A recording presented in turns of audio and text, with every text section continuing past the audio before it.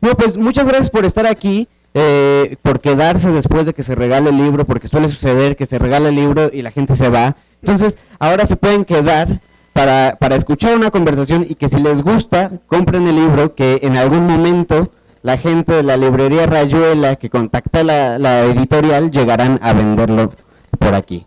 El libro del que vamos a platicar, o más que del libro, vamos a hablar de una escritora,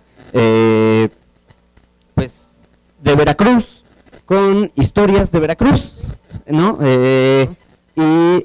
Aquí en los Miami, una antología de crónicas que Fernanda escribió hace ya algunos años, en torno o sobre pues casi el gobierno de Fidel Herrera, ¿no? Por así decirlo, una antología donde veremos un Veracruz que seguramente ustedes conocen, pero contado de una forma muy sabrosa, que no tiene nada que ver con la nota roja, sino mucho más parecida al chisme, que es lo que a mí me gusta, que es como están contadas. Sobre todo una de las últimas crónicas que se llama La vida no vale nada, como aquella canción que cantaba Pedro Infante, que es completamente como un chisme. Entonces, a mí me gustaría que empezáramos a platicar sobre esta forma de contar, y sobre esta forma de contar sucesos tan importantes o que podríamos decir que son tan graves,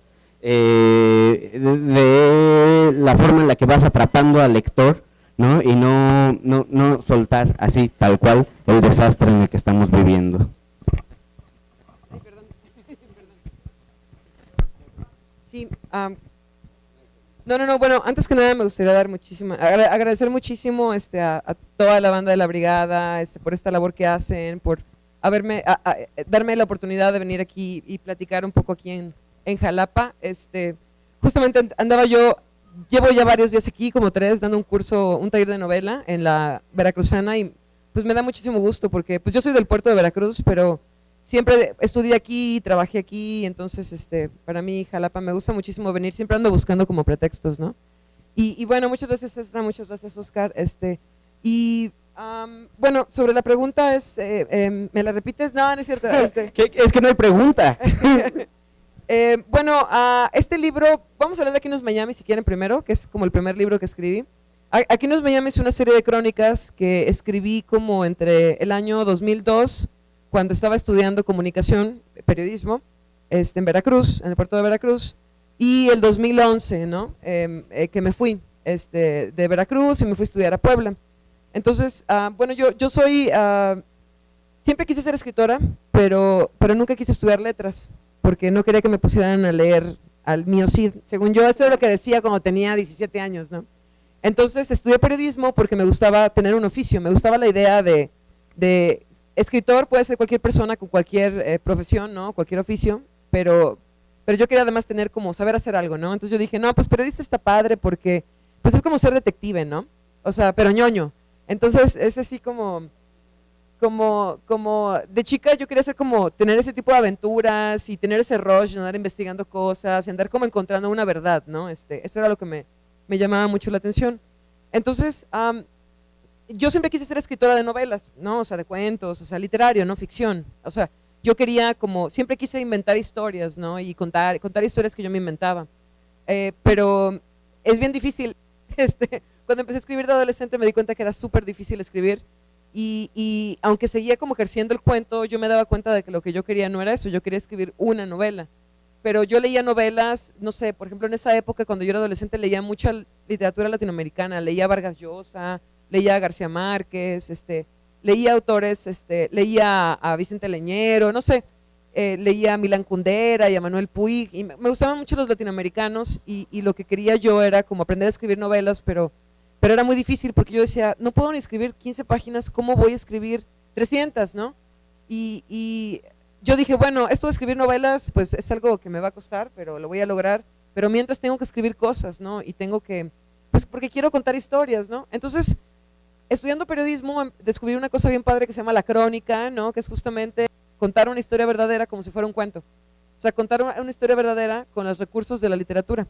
Y entonces se me abrió así todo un mundo, leí a Truman Capote, a Norman Mailer, y yo me emocioné muchísimo y empecé a hacer cosas así, y mis profesores me decían, no, pero esto no es objetivo, ¿no? Y yo, pero no importa, ahí está Norman Mailer y Hunter S. Thompson, y mis maestros, no, o sea, está perfecto que ellos lo hagan, pero tú tienes que hacer esto, ¿no?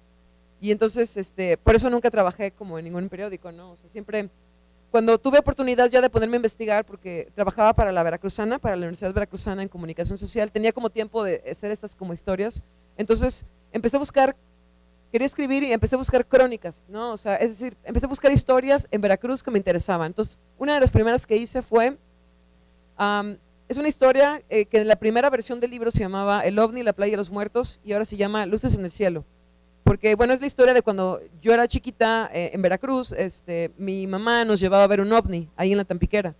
Un ovni se aparece como en 1990 y se aparece todos los viernes y entonces la gente iba y pues llevaba chelas y pues prendían fogatas y llevaban a los chamacos y metían los coches a la playa y bueno, era muy padre, ¿no? Y entonces por ahí a las 2 de la mañana veías como una lucecilla así como rara, ¿no? Y entonces, bueno, ese año también fue el año del eclipse solar en México y entonces la gente estaba muy pendiente del cielo y empezó Jaime Maussan con sus videos y bueno, yo de niña eso me emocionaba muchísimo, ¿no? O sea, era una idea que me emocionaba tremendamente, ¿no? Y bueno, la crónica trata de eso justamente, ¿no? De esta situación y de cómo creciendo yo empiezo a recordar, por ejemplo, de cómo los adultos siempre decían que en realidad ese ovni era una avioneta, porque qué casualidad que tenía horario, ¿no? Y ese mismo año, eso fue el verano, ese mismo año fue lo de El Llano de la Víbora, no sé si ustedes recuerden, ahí en Veracruz, por Tlaxcoyan, hay una pista natural que usa el ejército para aterrizar o usa la PGR, y ahí aterrizó una avioneta colombiana, ¿no? En noviembre del 90, las personas que iban ahí huyeron, había 3 toneladas de cocaína, llegaron agentes de la PGR, bueno, no era la PGR, era no, estamos hablando de los 90s, ahorita me acuerdo, no era la PGR, era la Procuraduría, era distinto el nombre, y llegan ellos en un avión, porque ellos vienen, el avión lo detectan en Centroamérica, la DEA, y la DEA le dice a la PGR, oye, ahí va un avión, ¿no? Entonces la PGR lo sigue desde Yucatán, aterrizan en el Llano de la Víbora, pero ahí había elementos del ejército y acribillan a los agentes, ¿no? Y los narcotraficantes huyen. Y ustedes pueden buscar ahí en internet, ponen eso y ponen la resolución de la Comisión Nacional de Derechos Humanos, porque fue un caso bien sonado, ¿no? Y porque los agentes se dijo que los agentes federales no iban uniformados y que por eso los soldados los confundieron, ¿no? Y bueno, entonces lo que hago en este tipo de historias es siempre, lo único que hago en este tipo de historias es realmente siempre, tener una historia, tratar de contarla de una manera que involucre al lector y tratar de meterme a mí, porque finalmente es mentira que uno puede contar historias desde la objetividad. Al contrario, yo creo que en estas crónicas lo que a mí me interesaba era contar las cosas que yo veía en esta época, que fue las crónicas estas son como, hablan de los 90s y de los 70s y de los 60s, pero en realidad es lo principal y fue escrita durante el periodo como de la, iba a decir el periodo de la violencia, pero no ha acabado, chingados, o sea, ¿qué le hacemos al cuento, no? O sea, como el periodo álgido entre, ya saben, Villarín, 2007 y pues 2011, 2012, ¿no? Que es cuando yo abandono Veracruz, pero ahí sí fue por mí, por sacarle yo, pues. Pégatelo.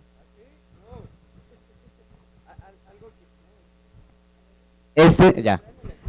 El otro también se ha sorprendido. Algo que me interesa mucho de lo que acabas de decir es el tema de la objetividad y la subjetividad. Porque diríamos que cuando estás haciendo ficción tienes más probabilidades de ser, o tienes más chance de ser subjetivo, ¿no? Por así decirlo. Sin embargo, aquí en Los Miami, que son crónicas, yo creo que es completamente subjetivo desde el punto en el que te lo está contando una persona que lo vivió, ¿no? Y es solamente su versión, es la que te está quedando, ¿no? Ya sea en la crónica que da título al libro, que es una crónica muy podríamos decir chistosa, ¿no? Un accidente, pero bueno. Y en la novela, en Temporada de Huracanes, yo creo que es mucho más objetiva desde el punto en el que una misma historia la revisas desde todos los puntos, ¿no? Eso a mí me parece muy curioso y muy interesante. Sí, es que en realidad yo nunca me he puesto a pensar así de, a ver, voy a escribir una crónica y voy a hacer esto, y voy a escribir una novela y voy a hacer esto, y voy a escribir un cuento y voy a hacer esto. en realidad, para mí la única diferencia entre ambos libros es que en un libro sí me puse a investigar, o sea, el de las crónicas, y cada frase que digo ahí he tratado, o sea, de confirmarla, ¿no? Y de revisarla y de como, ¿cómo decirlo? La mayor parte de las historias no son mías, alguien me las contó, o yo las investigué, o son historias que pertenecen a la comunidad. Por ejemplo, el caso de Veracruz, ¿no? Por ejemplo, hay historias sobre el penal Allende, de cómo el Mel Gibson y Fidel Herrera lo convirtieron en un set de una película, ¿no? Y los problemas que ocasionó, ¿no? Con la comunidad de presos, ¿no? Y sus familiares, y bueno, los problemas que hubo por esta cosa, ¿no? Tengo una crónica sobre Evangelina Tejera, ahora es más bien como un ensayo sobre esta chica que en los años 80 fue reina de carnaval y después cometió un crimen atroz, asesinó a sus hijos y los mutiló después, ¿no? Y yo lo que escribí es acerca del linchamiento mediático que sucede en esa época, ¿no? O sea, todo el mundo acusándola, como si fuera lo peor del mundo, ¿no? Mujer desobligada, drogadicta que asesina a sus hijos, qué barbaridad, ¿no? Y nadie dice nada del padre, o sea, como esa época se dedica nada más como a una cacería de brujas, literalmente, ¿no? O sea, la cazan a ella, la exhiben a ella, ¿no? Le impiden hacer una vida normal, es una persona que hasta la fecha trae esa leyenda consigo, ¿no? Se ha vuelto incluso el mito. O sea, en Veracruz de verdad las mamás dicen, cálmate o le voy a hablar a Evangelina. Yo tenía una tía que decía, o te comes tus verduras o le digo Evangelina, ¿no? Porque te contaban, es una mamá que mató a sus hijos, ¿no? Y tú así como de, sí pasó, ¿no? Entonces, me gustan mucho, yo lo que quería hacer con Aquí nos Miami era eso, ¿no? Y lo contrario pasó con Temporada de Huracanes. Con Temporada de Huracanes lo que sucedió fue que un día estaba yo leyendo el Notiver, y entonces vi una nota roja que me llamó muchísimo la atención y que hablaba de, ahí por Cardel, a una persona la habían encontrado muerta en un canal de riego. Y era la persona que se dedicaba a hacer brujería en el pueblo, ¿no? Y entonces en la nota, el reportero de Notiver, bueno, que por cierto en paz descanse porque era Yolanda Ordaz, ella contaba que a la persona la habían matado por su amante, ¿no? Y la había matado el amante porque esta persona le había estado haciendo brujería para que volviera con él, ¿no? Entonces, y me puse como a examinar las aristas de la historia y yo dije, híjoles, es que si lo tomas desde el punto de vista del victimario, o sea, de quien mata, él sí cree en la brujería, realmente él se estaba defendiendo, o sea, realmente era una especie como de defensa, ¿no? O sea, tengo que matar a quien me está haciendo un maleficio, ¿no? O sea, pero bueno, y pensaba como si estuviéramos en la Edad Media, ¿no? Pero realmente la gente cree en esas cosas. Y luego, si lo ves del lado de la víctima, o sea, imagínate, ¿no? O sea, le voy a hacer brujería a mi amante para que vuelva conmigo, que también es súper común, o sea, y todos, alguna vez hasta lo hemos pensado, fantaseado con que se pueda, ¿no? O en la secundaria lo hemos hecho ahí, fumándonos un cigarro, estos conjuros ahí de la revista Eres, no sé. O sea, todos tenemos, en Veracruz todos tenemos como algo de medio brujos, y en una de esas siempre tenemos como esta fantasía, está en nuestra cultura, pues, ¿no? O sea, nos habita, ¿no? Y entonces, lo que yo quería hacer con esta noticia, yo dije, yo quiero escribir, hacer lo mismo que una crónica, pero la situación estaba muy, muy canija, era 2014, yo irme sola a Cardel a investigar un feminicidio, imagínense cómo estaban las cosas, o sea, y pensé, tal vez yendo a investigar y a reportear no voy a encontrar la historia, tal vez la historia, tal vez la verdad la tengo que inventar, ¿no? O sea, tal vez esto es una historia para la ficción, tal vez esto es una misión para la ficción, ¿no? O sea, tal vez, porque si yo iba con el asesino y le digo, oye, ¿por qué mataste a esta persona? O sea, a lo mejor si se dignaba a responderme, si se dignaban a recibirme, si yo lograba entrar al bote o contactar a esas personas después de tiempo, ¿quién me dice que él me iba a decir la verdad? O que no me iba a decir un discurso que ya tenía preparado, o sus justificaciones a tiempo pasado del crimen, o sea, pero yo lo que como quería descubrir era como esta circunstancia, o sea, como hacer una especie como de fotografía de lo que sucede, ¿no? Una radiografía de lo que sucede con un crimen justamente pasional. Pero con la ficción. A mí se me hace interesante precisamente el paso, las armas que te dio para escribir una novela, el haber empezado en la crónica. La ficción tiene algo que a mí se me hace bien difícil como autor, que es la falsa objetividad. O sea, ahora les voy a contar algo que quién sabe cómo sé, ¿no? O sea, el autor omnisciente llega y te cuenta algo que tú sabes que más bien tú les vas a contar a la gente algo que estás inventando, y si eres cronista no estás acostumbrado a hacer eso. Por cierto, en la poesía, por ejemplo, tampoco hay eso, ¿no? No es necesario decir, ponerte en el papel, inventar un Dios que lo sabe todo y que es objetivo, pero en la ficción sí. Y me parece que un cronista, al pasar, no sé si es el caso, pero al pasar a la ficción tiene que enfrentar una especie de pudor de decir, bueno, ¿cómo voy a justificar que yo sé esto?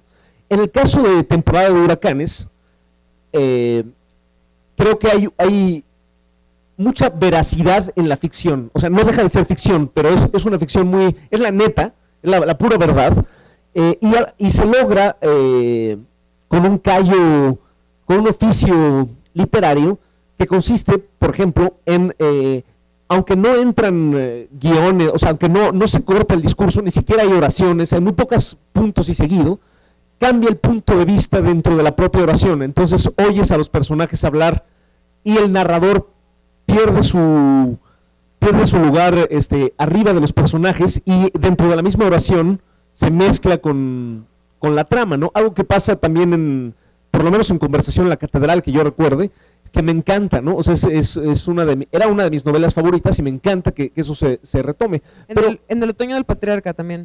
Y que también tienen en común la falta de puntos, ¿no? O sea, la falta de puntos y seguido, pero me parece que este pudor es muy saludable, ¿no? O sea, ¿quién soy yo para contarles una historia y que ustedes me crean? Tengo que meter a los personajes dentro de la voz de la ficción en un continuo, o sea, no de pronto decir, y fulanito dijo, sino dentro del mismo rollo de pronto oyes la voz de los personajes, pero me parece que es algo que solo puede, quizá no solo, pero que pudo descubrir alguien que viene de fuera de la ficción o que tiene una experiencia de fuera de la ficción, porque los escritores, los narradores de ficción toman eso con mucha naturalidad, te cuentan su rollo como si les tuvieras que creer, y para alguien que viene de fuera es muy difícil, creo, saludablemente. Es como bien raro porque siempre, entre escritores soy como rara porque tengo formación periodística y tengo libros de crónica, ¿no? Y entre periodistas soy rara porque pues tampoco soy periodista, o sea, no trabajo, o sea, no chambeo para ningún periódico, no estoy haciendo el diarismo ahí todo el tiempo metida en eso, ¿no? De hecho, pues no es lo mío, ¿no? A mí me gusta contar historias, ¿no? Entonces, poco importa si esa historia realmente pasó, o si es un mito, o si me la estoy inventando yo, ¿no? Pero lo que me gusta es como contar historias. Y bueno, en Temporada de Huracanes lo que sucedió fue que varias cosas, ¿no? Una, está bien canijo leer ahora con tantas distracciones como las redes sociales y las series de Netflix y la verdad, o sea, yo leo profesionalmente, o sea, me dedico a leer, ¿no? Ese es mi trabajo. Y cada 20 minutos, por muy bueno que esté el libro, ya quiero tuitear algo que me emocionó o ya estoy, o sea, porque ya mi mente está acostumbrada a trabajar en ciclos de 20 minutos, entonces es un rollo, ya nos modificó, la tecnología nos modificó, ¿no? Y nuestra forma de trabajar es distinta y nuestras costumbres han cambiado y la verdad hasta las series más chafas ya tienen unas gráficas súper chidas, o sea, todo es muy estético y muy padre y distractor, ¿no? Y no leemos, ¿no? Entonces yo quería hacer una novela, yo dije, bueno, ok, lo que necesitamos hacer es una novela que te pique tanto, que pasen esos 20 minutos y tengas que seguir leyendo. Entonces, cuando yo empecé a escribir esta novela, Temporada de Huracanes, yo, pues ya les ¿no? Que vi una nota, entonces yo empecé a pensar como en esta creación de ¿quién es la víctima, no? ¿Cómo sería la víctima? Entonces pensé, ¿cómo sería la bruja de este pueblo? ¿Qué leyendas contarían sobre ella? Y de repente era como si un coro de mujeres me estuviera como hablando y contando quién era el pueblo, quién es la víctima, quién es el victimario, cómo eran la familia de ellos, o sea, era algo bien raro, ¿no? Entonces yo me sentaba a escribir y me sentía como secretaria del juzgado del Ministerio Público, ¿no? Como nada más escuchando y como interpretando y tomando así como la declaración de las personas, ¿no? Y tal vez por eso tiene esa cualidad, porque también me gusta mucho jugar como con esto de los géneros, entonces hay veces que la novela suena como una declaración judicial, ¿no? Porque por ejemplo, a un personaje lo agarran cuando está declarando, ¿no? Entonces, él empieza su discurso diciendo, no, pues la neta, yo no sé nada, yo no vi nada. A mí me dijeron, mira, Munra, llévanos acá a casa de la bruja y espéranos aquí en el coche. Y entonces, y todo mucho con la voz del autor y también yo quería un narrador que pudiera estar afuera viendo todo y decir palabras mamonas como esquisto y cosas así, y luego también poder entrar dentro del personaje, porque la palabra es el personaje, ¿no? O sea, y también quería esta cuestión del lenguaje coloquial, de la oralidad. En Veracruz es algo con lo que se puede jugar bien padre, por ejemplo, todo el terreno de la oralidad. Sí, sin embargo, yo creo que no, lo que salió no fue una novela policíaca convencional. Y en el sentido de que no buscas la solución catártica, ¿no? O sea, no hay una tensión que sabes que se va a resolver. Hay una estética, me parece que en eso se emparenta incluso la poesía. En cada página hay una estética, o sea, tiene su recompensa estética cada página. No, a diferencia de una novela policíaca tradicional que necesitas que se restablezca el orden, que al final, mal que bien, se haga justicia, o al menos haya un final infeliz, pero un final, ¿no? O sea, que haya un planteamiento nudo, que la novela policíaca creo que es el último refugio de ese esquema, ¿no? O sea, aquí hay un problema, mataron a alguien injustamente y al final tenemos que saber quién lo mató y que se haga de algún modo justicia. No es la anécdota, ¿no? No es lo que importa, ¿no? No es lo que importa, porque desde el principio el pueblo empieza a contar la historia, entonces tú más o menos sabes quiénes son los sospechosos, pero porque yo no quería poner un cadáver para tener que resolver quién lo mató, como en una novela policíaca tradicional o negra, ¿no? Yo lo que quería era avanzar hacia abajo, yo quería que cada capa profundizara más bien en las razones y en los motivos que tiene alguien para cruzar esa línea que está entre la fantasía y el delito, ¿no? O sea, ¿qué es lo que lleva a las personas a cometer un crimen así horrible, a degollar a alguien, ¿no? O sea, en un arrebato pasional, ¿no? O sea, ¿qué es lo que lleva a las personas? Y además, ¿cómo un entorno propicia, ¿no? Una persona así o una situación así, ¿no? Entonces, la novela es básicamente eso, es un pueblo cañero en donde sucede este asesinato y entonces cada capítulo está dedicado a un personaje, vemos todo desde la perspectiva de un personaje, son secundarios, ¿no? Pero ellos van armando la historia y van haciendo que cambiemos como la perspectiva del crimen y vayamos como hondando, ¿no? En el corazón de esta atrocidad, ¿no? Creo que para mí es como lo que me gusta que hagan las novelas, ¿no? A mí me gustan los libros rudos, ¿no? Los libros que decía Stephen King, ¿no? El escritor de terror, que una novela debe ser siempre como un ataque personal. Es decir, que no salgas ileso después de haber leído un libro, ¿no? O sea, que decía Stephen King, debe ser como si te agarraran, ¿no? Por encima de la mesa, ¿no? Y te atacaran, ¿no? Y entonces por eso también tiene esta intensidad la novela, porque yo era lo que buscaba, ¿no? Que cada capítulo fuera un arrebato, que mantuviera la atención, que abundara en la historia y que estuviera lleno de historias que acicatearan la curiosidad del lector. Como un chisme, pues, o sea, ¿no? Sin embargo, o sea, yo en cierto modo la leí un poco en este contexto de distracciones, o sea, que comparto totalmente, ¿no? De las redes sociales, de muchos estímulos, de muchos lados. Yo lo sentí un poco al revés. O sea, justo una novela que por fin no hace ninguna concesión a nuestra falta de atención.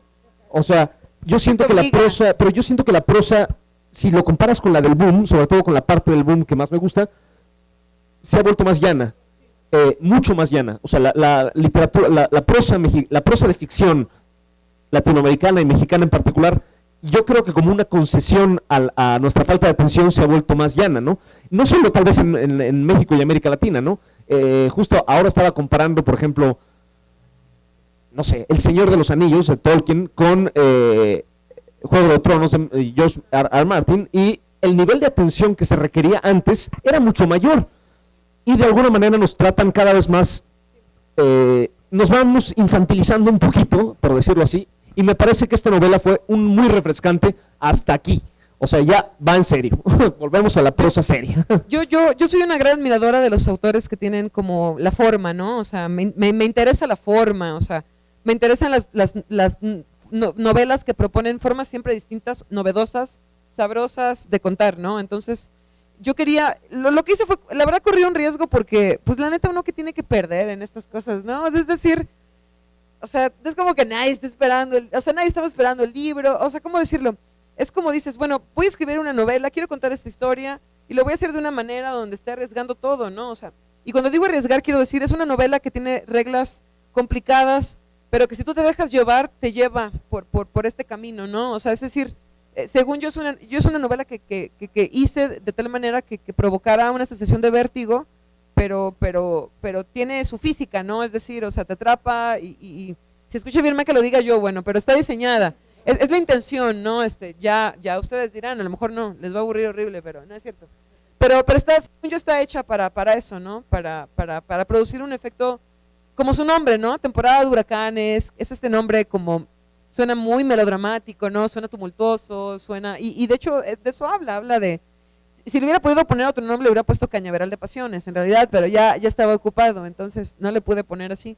Pero de eso trata. A veces yo le llamo este género, según yo, son ranchodramas, ¿no? O sea, son dramones folnerianos que pasan en el rancho, aquí en Veracruz. Sí, como lo Follner, exactamente, ¿no? Pero a mí me gusta un poco más meter lenguaje coloquial, ¿no? O sea, mis personajes hablan como es decir, sí, hablan como la gente y sin tapujos y sin censura, ¿no? Y hablan como los chavos cuando están entre los chavos y tocan temas de sexualidad muy cruda, entonces, no sé, yo no puedo imaginarme, hablando de Follner tiene eso, ¿no? Follner describe con unas palabras súper elegantes sentimientos que su personaje por sí mismo no podría expresar, ¿no?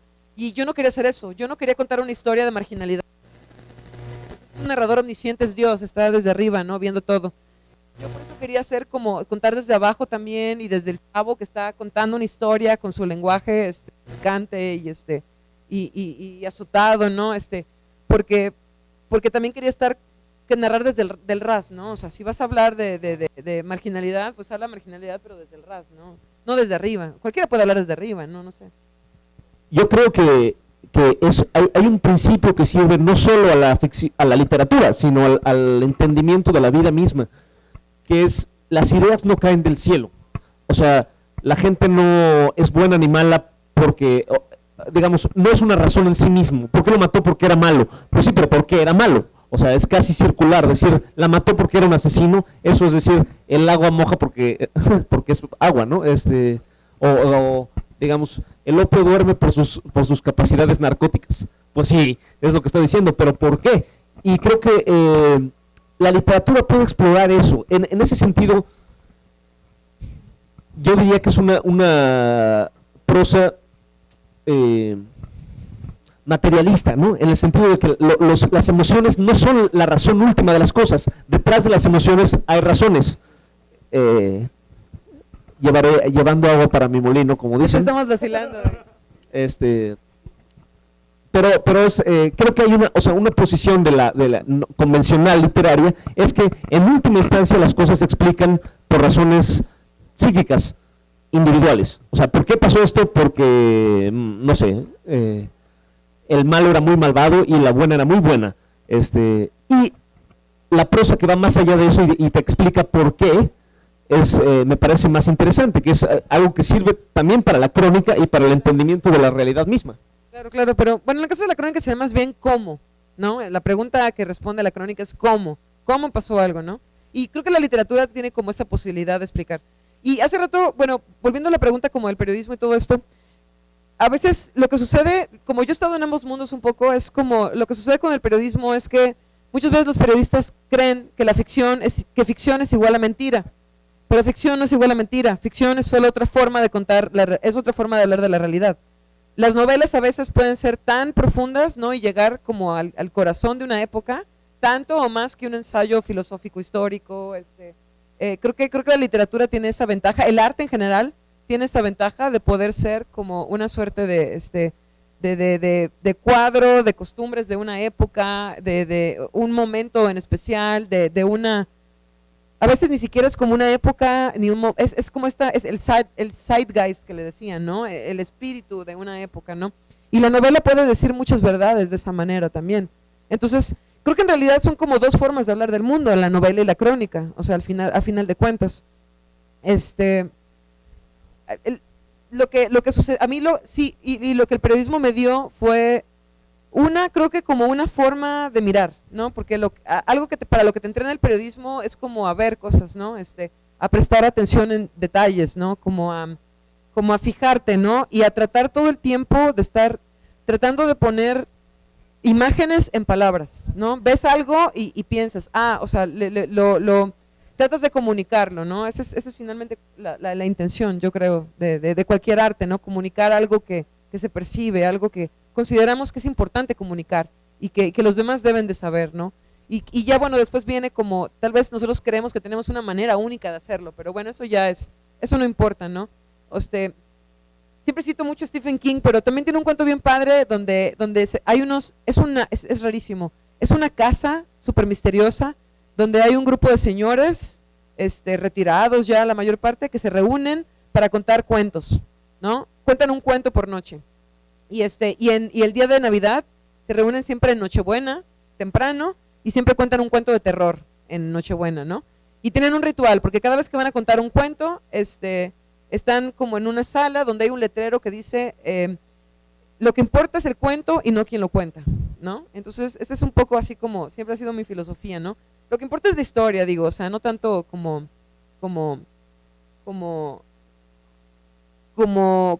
clavarte, ¿no? En estas cosas así como de yo soy el único testigo, o mi voz es la que vale, no, simplemente se trata de más bien comunicar, ¿no? O sea, siempre pensar en que hay otra persona que si todo sale bien, te va a leer, ¿no? Y eso es increíble. O sea, pero además, creo que como autora miras bastante hacia afuera, o sea, en el sentido de que mucha literatura contemporánea, no sé si llamar ombliguista o qué, pero sí, digamos, la autoficción, incluso inconsciente, es muy común. Los medios sociales donde ocurre la literatura son los medios sociales de los escritores. La literatura misma es un tema de la literatura a un grado a veces asfixiante, y esta es una literatura que mira un poco hacia afuera, ¿no? Y creo que también es interesante que la ficción, sabemos que puede ser veraz, porque sabemos que puede ser deshonesta.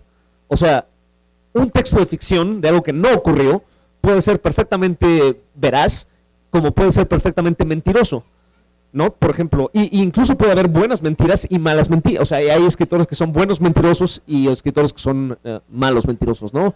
No sé, Juventud en Éxtasis, francamente, es una novela deshonesta. Me la hicieron leer en la prepa. Sí, ustedes se quejan del mío, ¿sí? Yo la leí porque moría por leerla, porque mi mamá me dijo, porque yo leí Un grito desesperado cuando tenía como 10 años, estaban de moda, eran los libros del momento.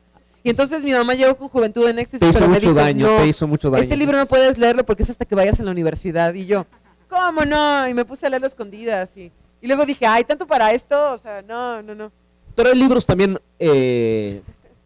que son un poco más sofisticados, ¿no? Estaba pensando, por ejemplo, en Morir en el Golfo, ocurrido en este estado, mucho más cercano a la realidad, que abre los ojos a un caso. O sea, es una ficcionalización del líder sindical petrolero La Quina, pero en su momento me gustó mucho, se me hizo bastante buena novela, pero con los años he llegado a pensar que era una novela absolutamente servil a un proyecto ajeno a la búsqueda de la verdad de la literatura, ¿no? No, La Quina fue arrestado poco después de la aparición de la novela. Sí. Es como,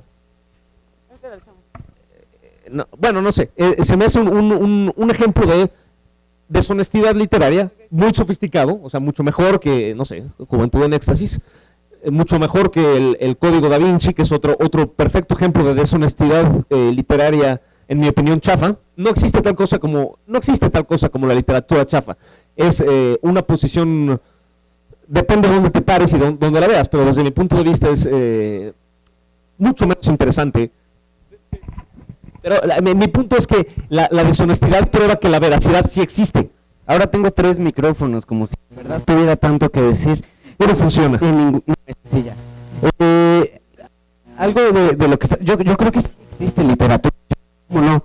Que estábamos diciendo que la historia, pero es que la historia es como, creo que es el micrófono jodido. Yo creo que lo que importa es cómo te están contando la historia, a final de cuentas, ¿no? Porque, vamos, te pueden contar una muy buena mentira muy mal narrada, te pueden contar un muy buen chiste muy mal narrado y te arruinan el chiste, ya no es chistoso, ¿no? Es típico que llega tu amigo así en el grupo y, oye, cuéntales ese chiste en donde al final, pues, no, era un gallego, ¿no? No sé. Entonces te arruinan el chisme, o el chiste, lo que te estén contando, o lo que tú quieras contar, si no lo vas armando y también dependiendo a quién se lo cuentas, no le cuentas lo mismo, no le cuentas una historia de aquí a alguien de aquí de la misma forma que se la cuentas a alguien del DF o a alguien de Puebla, ¿no? Porque hay cosas que ellos ya están pensando, hay algo que ellos ya alguien de conocen. Incluso alguien de Puebla, ¿no? No, sí, o sea, me refiero porque vienes de allá. Entonces, si tú no armas lo que estás diciendo, pues no tiene ningún sentido, no vas a lograr el efecto que quieres. Yo pensaba en un cuento de Andersen, sobre un rey que pues hace lo que él diga, ¿no? No me acuerdo cómo se llama el cuento. Entonces, él un día decide salir desnudo a la calle, pero como dice que está vestido, la gente dice que está vestido y lo ve vestido, ¿no? Entonces estamos pensando que la realidad, como estábamos diciendo hace rato, de cómo la ficción puede ser otra forma de la realidad se construye a través del lenguaje, ¿no? Entonces, digamos que por muy sesgada o por muy armada que estaba esa novela de Morir en el Golfo, ¿no? Si está bien contada al final, te va construyendo a ti, si no lo sabes o si no lo has buscado por otro lado, si está bien contado la mentira, pues te la crees, ¿no? Entonces, a la hora que te están contando una novela de una forma muy interesante, por más mentirosa que sea, por más de ficción, por más de tu invención, si tú la armas de una forma en la que puede ser verosímil, te la vas a creer completa, ¿no? Que es algo de lo que pasa con Temporada de Huracanes, que puede ser ficción, pero es tan real o te lo cuentan con una intensidad de la forma que tú te la crees. Y volviendo un poco aquí en Miami, para no olvidar la novedad editorial, yo pensaba justamente en la crónica que con la que va terminando antes de las estampas, la que mencioné hace rato de La vida no vale nada, en donde se parece mucho a la de Temporada de Huracanes, ¿no? No hay punto y seguido, es muy muy parecida, incluso el personaje cantinflea. Entonces, no sé si te gustaría platicar un poquito más de este libro, ahora que Oscar está pensando algo. Nos piden un espacio para hacer algún comentario. El compañero de Splin Ideal nos pide el micrófono para hacer un comentario. Quizá haya tiempo de algún comentario más también y vamos a proceder después, al poco tiempo de un remate de libros. Hola, buenas tardes. Bueno, el proyecto de la brigada de Paco Inés Otaibo, se hablaba del libro de autoayuda, superación personal, novela asistencial. No se prohibió, simplemente en un reglamento que estoy totalmente de acuerdo, no se maneja ese tipo de libros de Carlos Cuauhtémoc Sánchez, Dyer.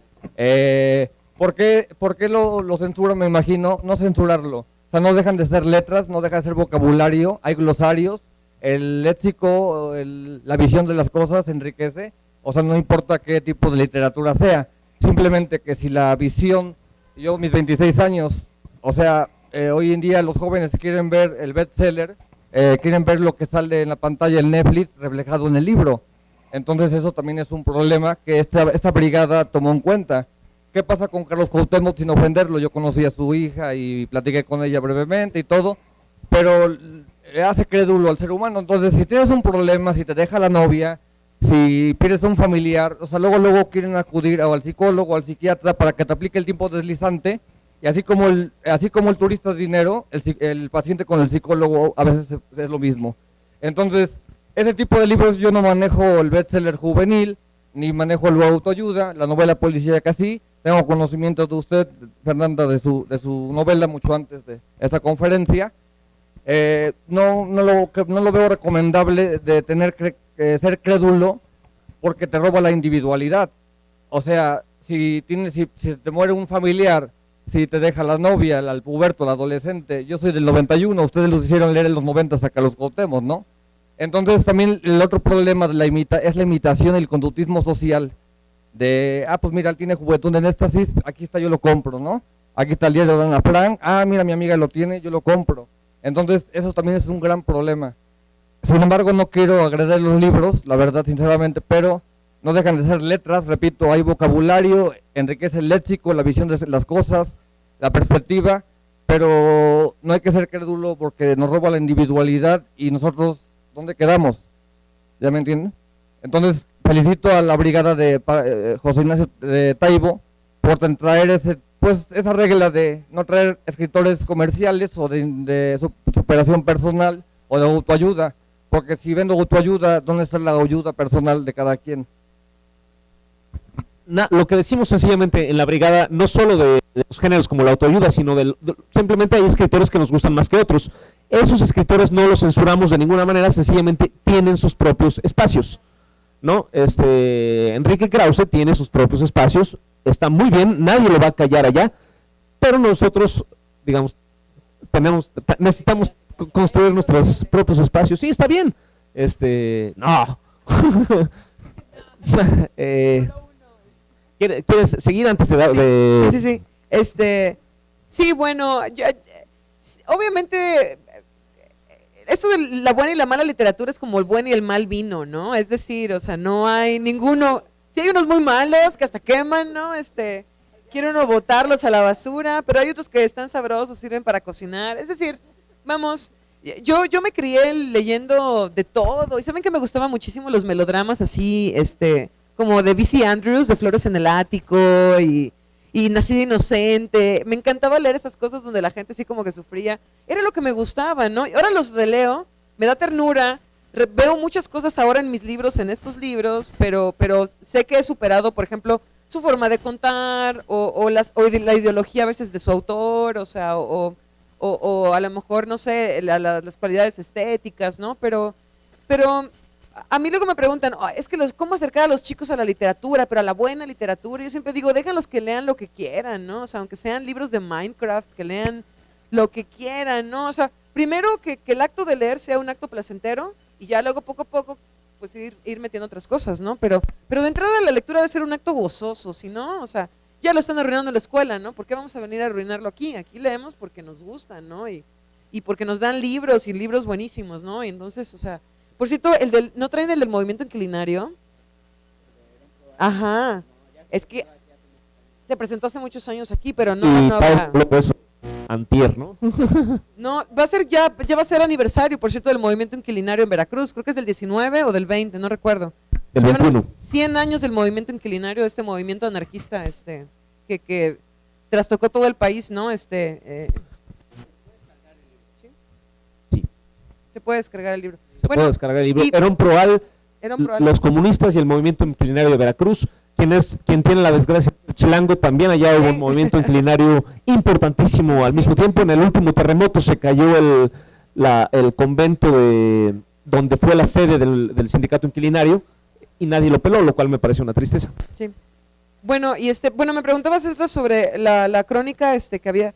Este libro de Aquí no es Miami lo publiqué la primera vez, una edición muy chiquita, una edición muy chistosa además, porque era muy llamativa, parecía un populibro de la prensa, ¿recuerdan? Estos libros pequeños, así como con papel muy, muy económico, casi periódico, ¿no? Sí. Y lo publiqué con la Universidad Autónoma de Nuevo León, con Almadía, y una pequeña editorial del escritor J.M. Servín que se llama El Salario del Miedo, dedicada a pura crónica. Y él llama Crónica Gonzo, como la que hacía Hunter S. Thompson, ¿no? Esta crónica como muy subjetiva, muy arriesgada, muy de ir a buscar tú la historia, ¿no? Y entonces lo publiqué en 2013, fue mi primer libro, le fue muy bien. Bueno, era una edición de 500 ejemplares, entonces todos se acabaron, ¿no? Porque eran 500, pero bueno, se volvió inconseguible. Y lo publiqué justo en el 2013, cuando también los problemas aquí en Veracruz estaban bien intensos, y por eso tuvo como muy buena acogida también, porque hablaba de historias de las que ya la prensa en ese momento no estaba hablando, ¿no? Y había una crónica que yo no escribí, que era de esa misma época. Yo estuve como 2 años cada mes investigando una historia distinta y buscando una historia distinta, ¿no? Entonces hubo una historia que me llegó solita, porque pasa algo maravilloso cuando escribes historias, ¿no? De repente la gente se entera y va y te busca y te cuenta su historia, ¿no? O sea, y porque quieren, o sea, quieren comunicarla, entonces te dan permiso de contar su historia, ¿no? Entonces a mí me buscó un chavo que había trabajado como abogado penalista en Veracruz en el 2009, cuando la balacera del Cristo, o sea, bueno, y a él le pasó algo terrible, ¿no? O sea, a él le tocó defender a una persona, que estaban acusando de ser narcotraficante, y era una persona a la que le estaban poniendo un 4, ¿no? Entonces él tuvo que meterse en ese contexto a defender a una persona que estaba además en la cárcel, regida por los Zetas, ¿no? O sea, acusándolo de ser Zeta. Imaginen cómo le fue a ese hombre, ¿no? Entonces él me cuenta la historia de cómo dejó de ejercer la abogacía en Veracruz por este problema, ¿no? Y me la contó varias veces, nos vimos como 3 o 4 veces, me contó toda la historia, me entregó los papeles, me entregó como el juicio de la demanda, yo conocí todo el caso, y lo que sucedió fue que no salía. O sea, yo quería contar la historia y no me salía, y no me gustaba. Y luego dije, esto va a ser una novela, ¿no? Y no salía, y no salía, y no salía. Y estuve 10 años pensando casi, 8 años pensando cómo escribir esta historia. Hasta que va a salir el libro y me dicen, oye, mete una crónica inédita, ¿no? Va acá para un plus, Y yo así de, lo último que escribí fue sobre las fosas de Santa Fe, de Colinas de Santa Fe.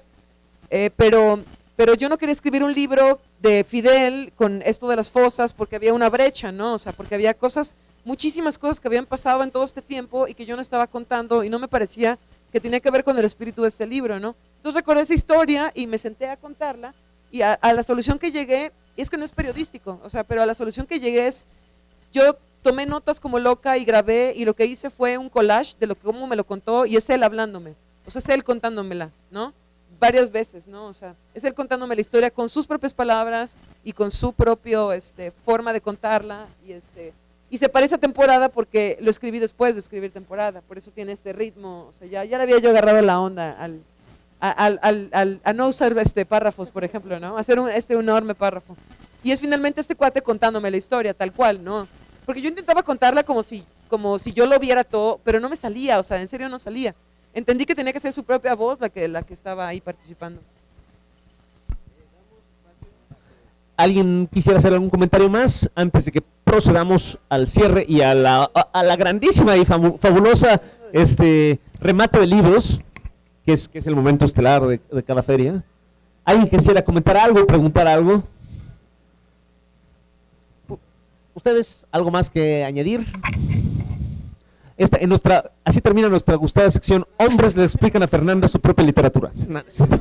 Sí, si les interesa, el libro está aquí, los 2 libros están a la venta. De verdad ha sido algo increíble. A Temporada le ha ido súper bien. Fue nombrado casi por muchos medios el mejor libro del 2017. El New York Times en español lo consideró el mejor libro de 2017. Igual Nexos, la mejor novela de 2017. Y bueno, Aquí no es Miami siempre tuvo una acogida. Aquí de hecho han hecho una adaptación teatral de Aquí no es Miami, de las crónicas de Aquí no es Miami.